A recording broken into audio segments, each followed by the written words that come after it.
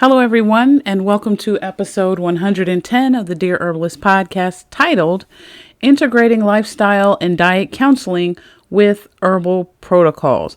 If you are new here, welcome. And if you are a returning listener, thank you so much for your continued support. How is everybody doing out there this evening? Now, lifestyle and diet counseling. Why did I decide to talk about that? One of the reasons I decided to talk about that is because diet plays a huge role in wellness overall. I know that as herbalists, sometimes you may have someone come to you, say they have this particular illness, which is a lifestyle illness, and they say, hey, I just need this herb for this, and this. And you're like, yeah, but first you need to also change your diet. And they're like, no. Have you gotten any clients like that lately? I know that I have. So one of the things that it's important for us to know and to understand that we have to integrate lifestyle as well as diet counseling in our herbal protocols. If you leave that out, you are doing your clients a huge disservice. So in today's episode, we're going to dive into how we can combine lifestyle and diet counseling with our herbal protocols to create a more holistic, personalized approach to healing. The body doesn't just respond to herbs. It's really important to understand that. It also thrives when combined with the right food, mindful practices, and appropriate lifestyle changes. So we're going to discuss how to integrate very powerful dietary frameworks with herbal medicine. I'm going to talk to you about a eat right for your blood type paradigm, as well as food pairing and ancient Ayurvedic medicine, the doshas. We're going to talk about all that this evening and how all that ties into lifestyle and diet counseling and how you can utilize that as an herbalist to be able to speak to your clients, but also add it to their protocols. So, diet plays a huge role in how our body absorbs and responds to herbs.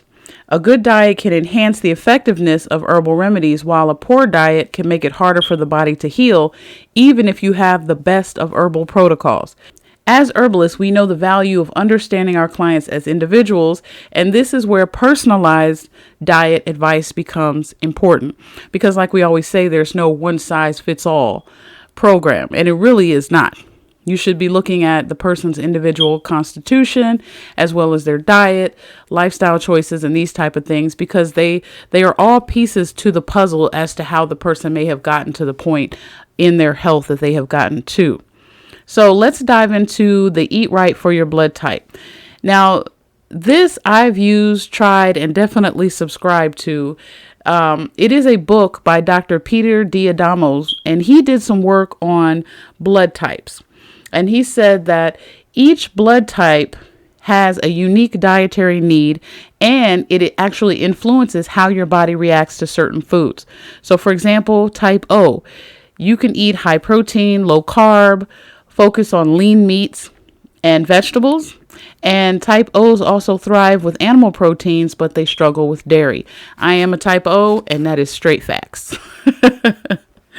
Blood type A needs to focus on more plant-based foods, focusing on vegetables, fruits, and grains.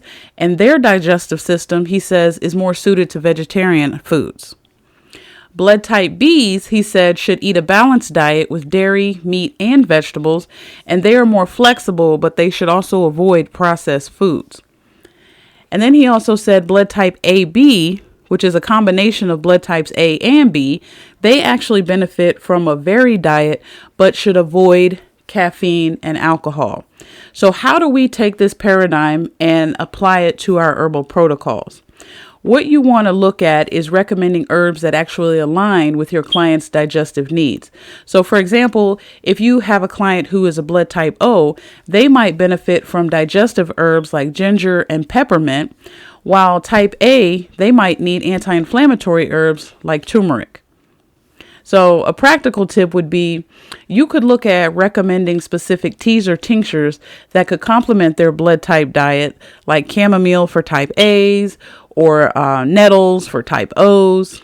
So understanding the client's blood type, and that should be a question that you have on your intake forms as well, so that you can better understand their body. That will help you understand, especially in terms of diet and things that you can monitor as well when you put this information on your protocol. Now, let's talk about food pairing and synergy. This is so important. When I studied this a while back, I realized that a lot of the reasons why people have a lot of digestive issues is because we are pairing our foods in the wrong way.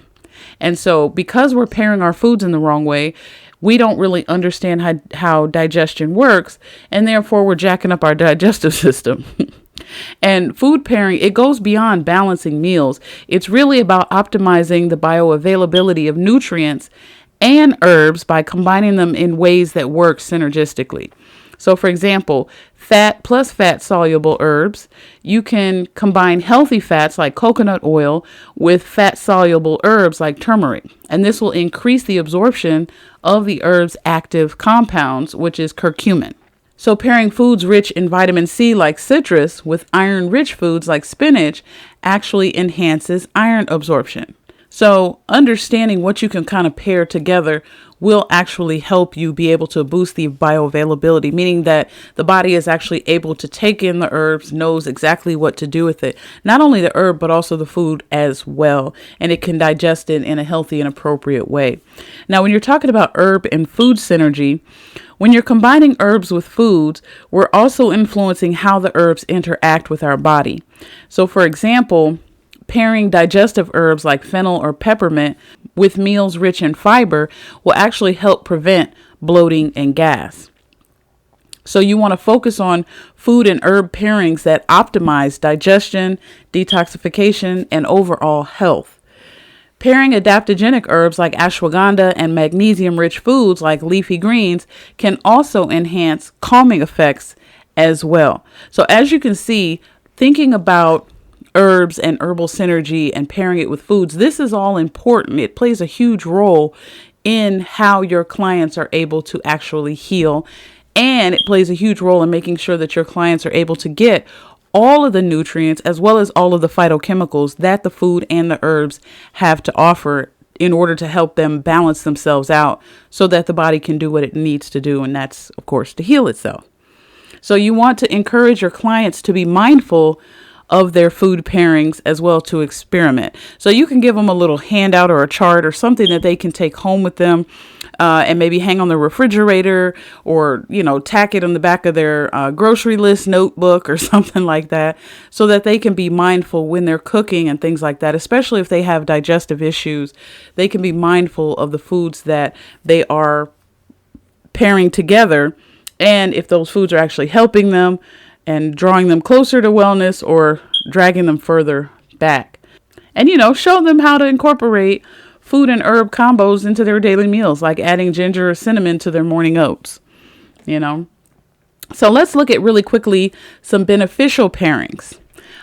First is proteins with non-starchy vegetables like leafy greens, broccoli, and cauliflower. This pair actually aids in digestion and it minimizes bloating. The next pair are iron-rich foods with vitamin C, such as your spinach and citrus. This actually helps to increase iron absorption. So if you have a client that is anemic and you're looking over their food diaries and things like that, do they have enough iron-rich foods with vitamin C? If they don't, then that's where you step in and say, okay, I see that you have, let's say, spinach and other green leafy vegetables, but now we need to include some vitamin C in there so that we can help increase your iron absorption. That's a more practical way to look at it. Another pair is healthy fats with leafy greens.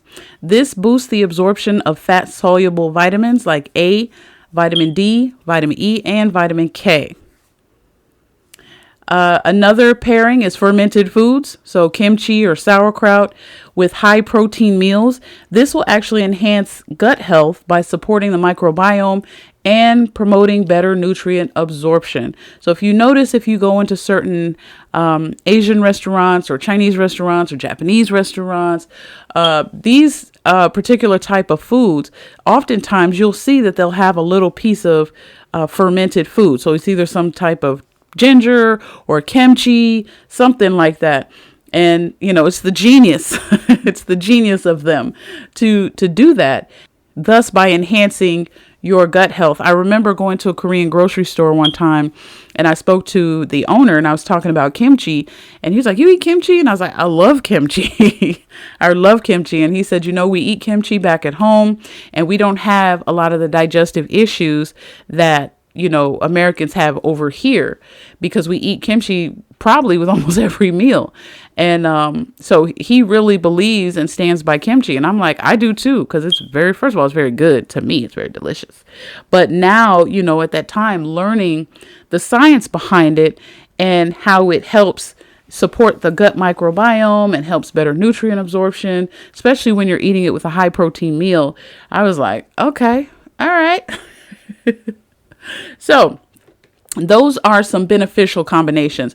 Let's talk about some combinations that we should actually avoid.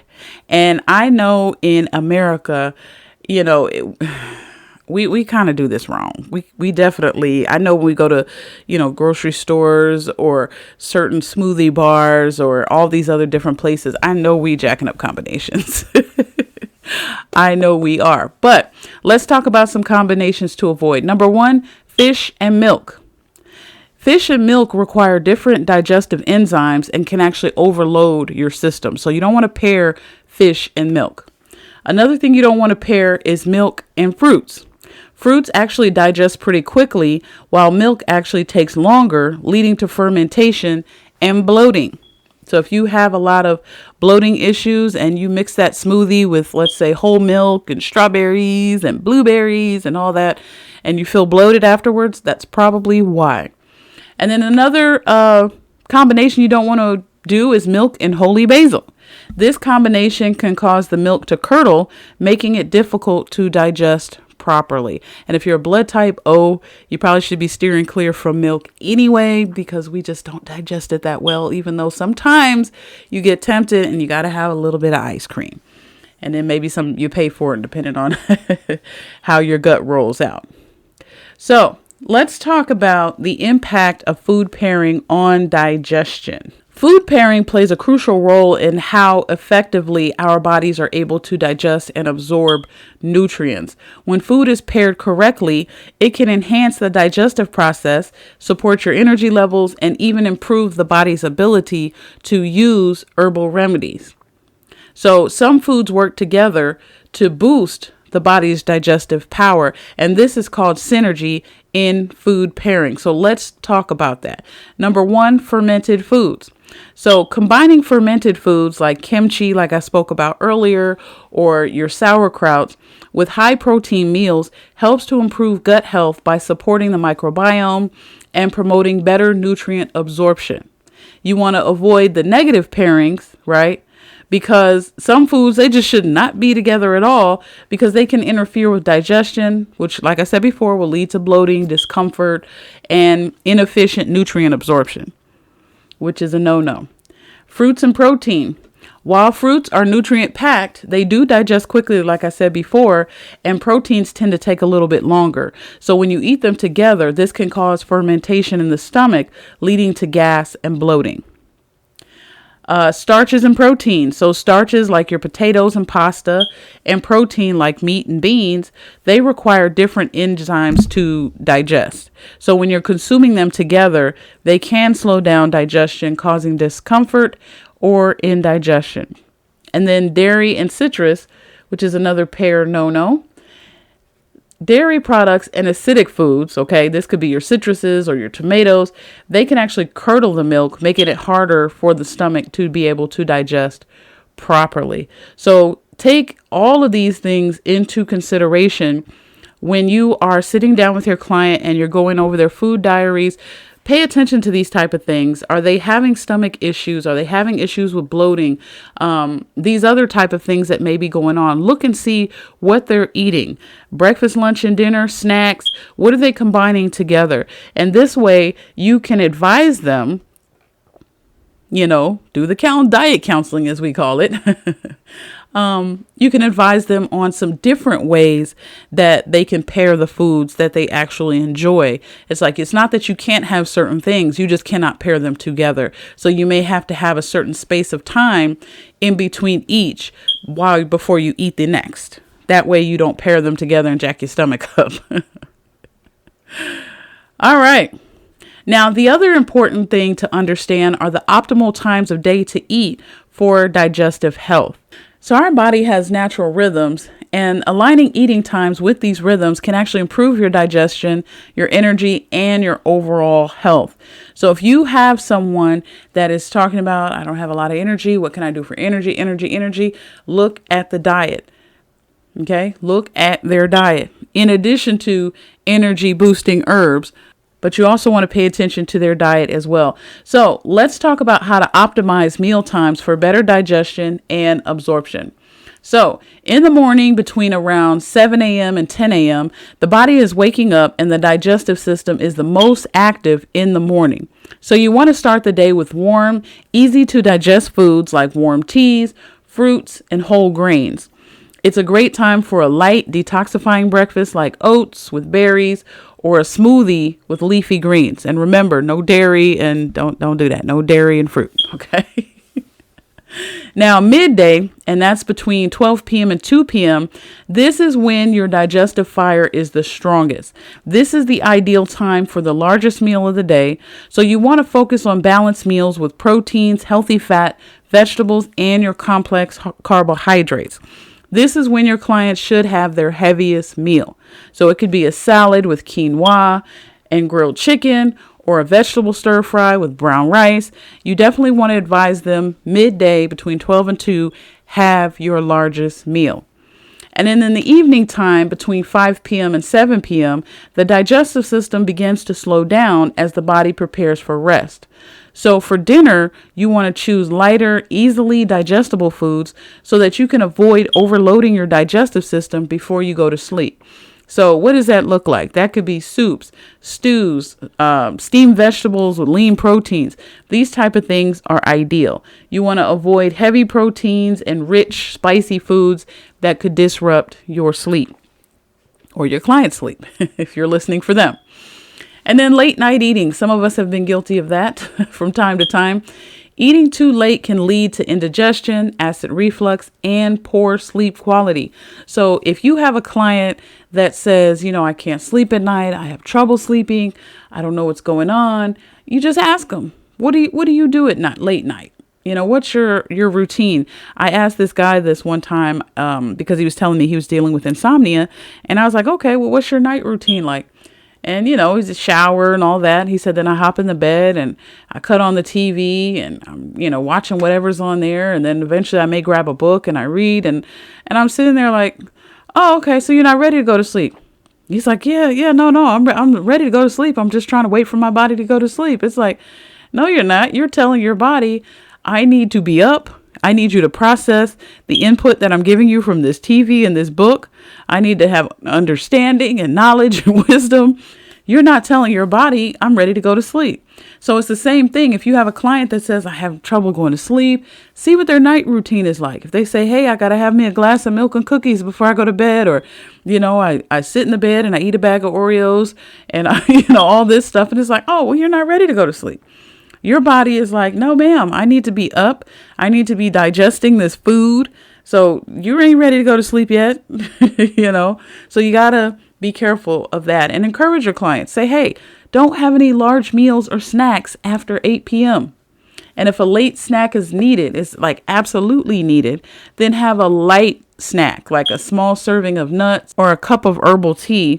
These things can also help. All right, so let's look at Ayurveda. Now, in Ayurveda, each individual is made up of a combination, as they say, of 3 doshas: Vata, Pitta, and Kapha. These doshas influence both physical and emotional health, and being able to understand them can help us suggest personalized diet and herbal recommendations. So let's go over the 3 really quickly. If the person is Vata, and there's plenty and tons of online tests, because some people are like, how do I know which dosha I am? There's a lot of tests online. So just, pick one, take the test, and determine what your dosha is. And I find that they actually are pretty accurate, especially when I do them for myself. So Vata, the Vata types are typically light, cold, and dry. This is their constitution. They benefit from warm, moist, and grounding foods such as cooked grains, root vegetables, and dairy. They need to avoid raw or cold foods, and the herbs that they can use should be really cooling herbs like chamomile, ashwagandha, and fennel. Pitta types are fiery, intense, and have strong digestion. So they do well with cool, refreshing foods like leafy greens, dairy, and coconut. Spicy or greasy foods should be avoided for Pitta, and soothing herbs like aloe vera, peppermint, and coriander, because they cool the body, are suitable for the Pitta types. Now, Kapha, we are, because I'm a Kapha, heavy, stable, and we tend to gain weight easily. Holla if you hear me out there. I'm going to say they, for the sake of this. They benefit from light, dry, and warm foods such as legumes, leafy greens, and bitter greens. They should avoid overly fatty, sweet, or salty foods. And we should have stimulating herbs like your ginger, turmeric, and dandelion. And these help for detoxification as well as stimulation and circulation. These things are very important for Kapha. So when you're working with clients, assess their dosha and recommend the food and herb pairings that kind of help bring balance. Like I said before, a long time ago, you want to look at the herbal medicine realm as a balance. We always try to balance the scales. So if the scale is too high up on one, we utilize the herbs to help bring it back into balance. So you want to utilize the doshas to recommend the food and herb pairings to kind of help, like I said, bring back that balance. So, for example, a client who is Pitta, they can enjoy a refreshing herbal drink made from peppermint and fennel while eating a cool cucumber salad. Let's kind of try to pull all this together, how you can integrate food pairing as well as optimal eating times with your herbal protocol. Now, like I said before, you want to use a personalized approach.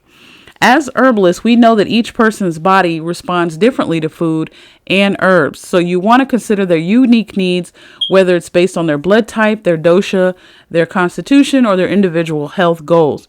And with that, you can suggest tailored meal plans that complement their herbal protocol. So, for example, let's go back to Ayurveda. With the Vata types, Vata individuals who tend to be dry, cold, and variable will benefit from warm, grounding foods, like I said before, root vegetables, grains, and soups. And you can pair herbs like ashwagandha or ginger with their meals, or recommend that they do that, because this is nourishing for Vata types, and it can help balance their indigestion as well as their energy levels. The Pitta types, like I said before, who are fiery and intense, they need cooling. So you want cooling, calming foods. And again, it's all about balance. If you're too fiery and intense, you need cooling herbs. If you have a heat disorder like arthritis and these type of things, you need cooling herbs. It's all about providing that opposite to help restore the balance. So Pittas need cooling, calming foods, right? And I spoke about that earlier, leafy greens and dairy, cucumbers, these type of things. And they can use peppermint and aloe to help soothe their digestion, especially when they're eating light, cooling foods at the right time of day. And the best time of day to have the biggest meal is between 12 p.m. and 2 p.m. And then Kapha types, who are stable but prone to gain weight, thrive with lighter, stimulating foods like leafy greens, legumes, and bitter greens, and pairing herbs like dandelion or turmeric with detoxifying meals at lunchtime. And this is the body's peak digestive time, because this can help boost the metabolism and the digestion. Now let's look at really quickly how food pairing, eating times, and herbal protocols actually enhance your client's total health. One, they support the digestive system. So by understanding the science behind food pairing and optimizing meal times, we can actually help our clients build a foundation for better digestion. Proper digestion is the cornerstone of good health. It ensures that the body can absorb nutrients from the food that we eat as well as the herbs efficiently. If that is not happening and the body's not getting the nutrients, it will be thrown off balance, and imbalance breeds disease. Another way total health is enhanced is by improving nutrient absorption. So when the right foods are paired at the right times, the body can actually absorb nutrients more effectively, which is important. And it's very important for the herbal protocols because certain herbs need specific nutrients or enzymes in order to be able to be absorbed.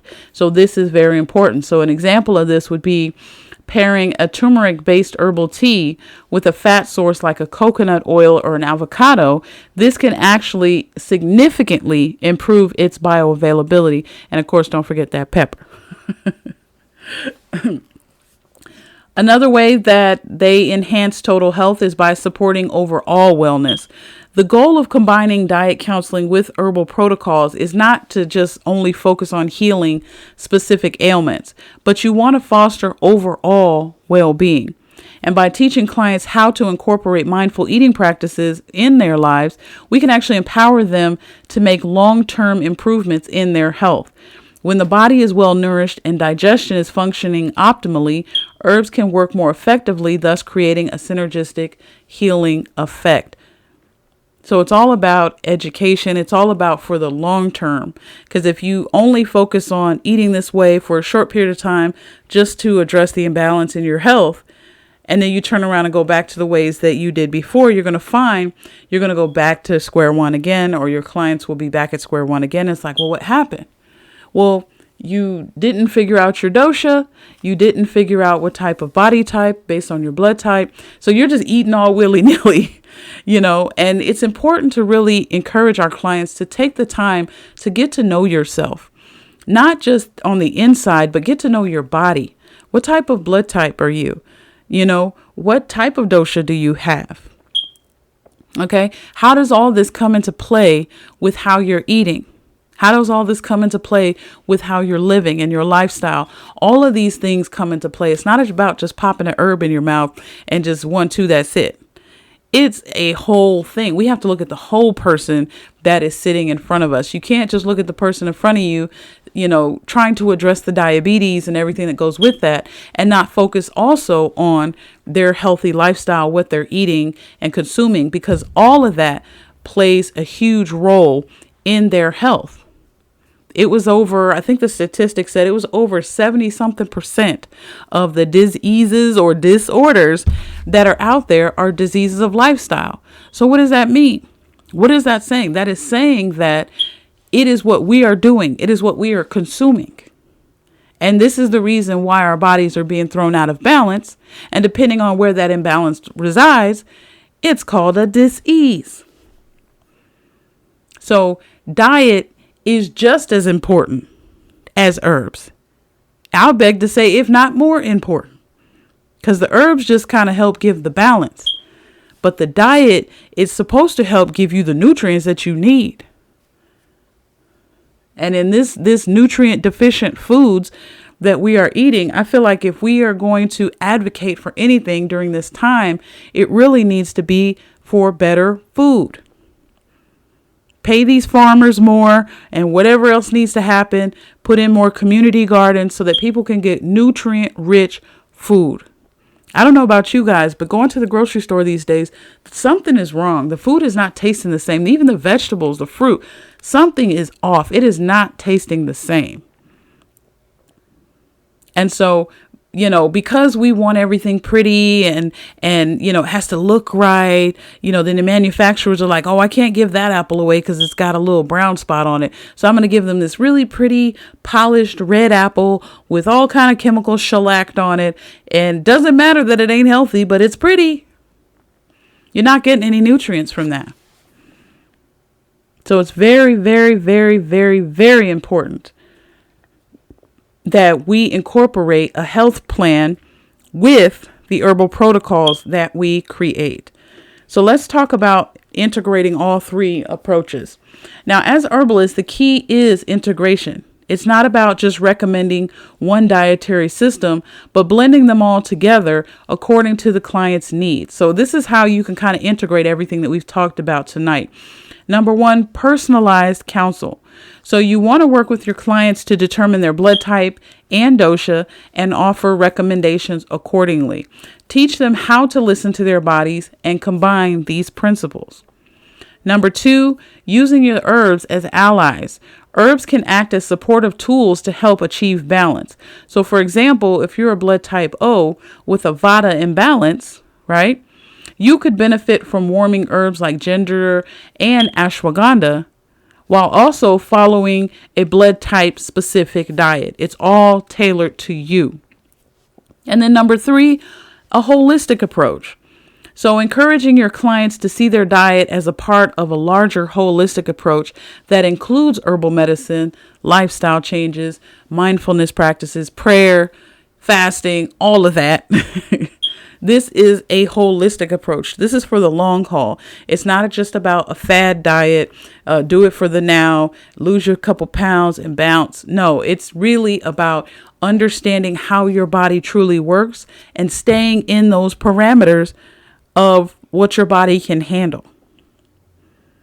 Other than that, that's where you start to have a lot of issues. And a lot of people, there's not enough education going on out there when it comes to nutrition. There is no one size fits all.